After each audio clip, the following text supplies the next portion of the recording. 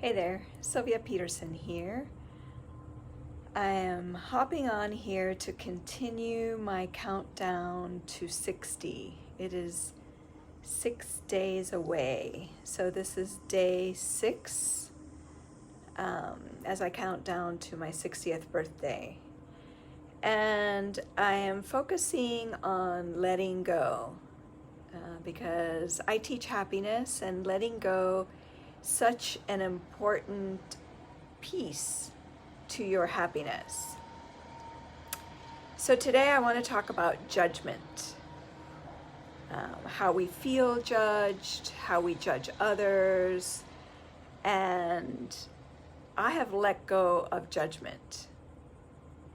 And it started for me very early in my life. And what I do believe is we feel most judged when we feel shame. So, because we really don't know if people are judging us or not. Like, nobody really comes out and tells you. And if you've done any work with Byron Katie and the work, the truth is very hard to find. And we just can't assume what people are thinking. The only thing we know is our thoughts. And the rest of it, we're just guessing. Unless we ask, and we have some very honest conversations, which don't happen as often as I would like. So back to judgment. I was having this conversation with my oldest son earlier this summer about judgment. And he believes strongly that everybody judges. And I was trying to convince him or persuade him.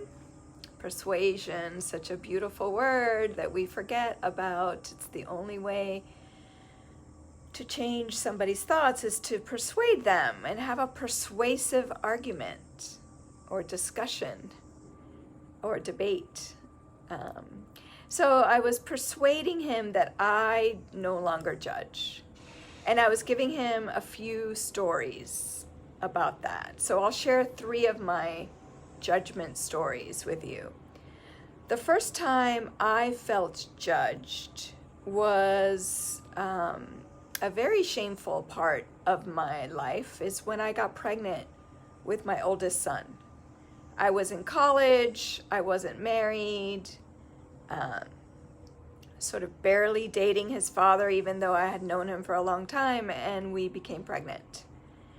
And the shame, just telling my parents, I just get visceral reactions thinking about that. I was 20 at the time, and I had him when I was 21.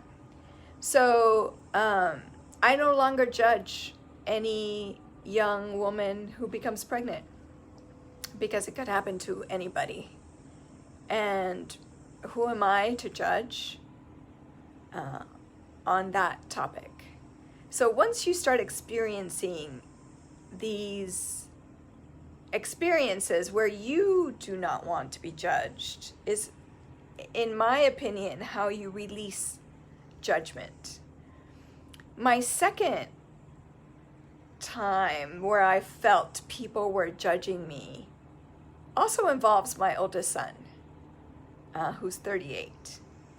And he got into a terrible car accident one Thanksgiving night. He was drunk and he was driving fast, and he hit another car, and 2 young men died as a result of his choices. And he went to prison for 10 years.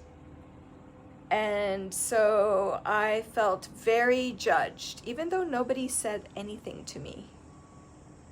But I felt like I was not a good mother, that I had failed him, I had divorced his father, all of that. And so I let go a lot of judgment in that process and in that pain and in all of that.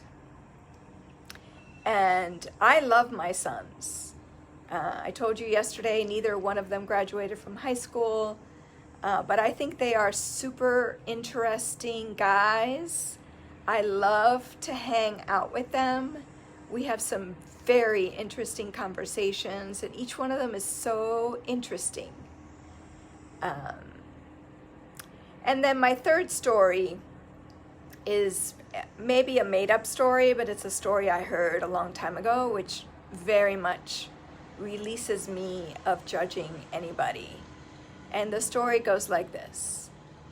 A father and his young children get on a subway in New York City.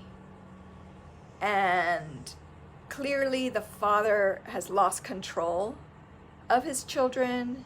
They are young. They are 3 and 5 years old, and they are climbing all over the place. They are having tantrums, and the father is not doing anything to control the behavior of his children. And you can imagine what the passengers in that train car are thinking. It's like, what's wrong with this guy? How come he can't control his children? And finally, a compassionate person went up to the father and said, "Tell me, what happened to you today?"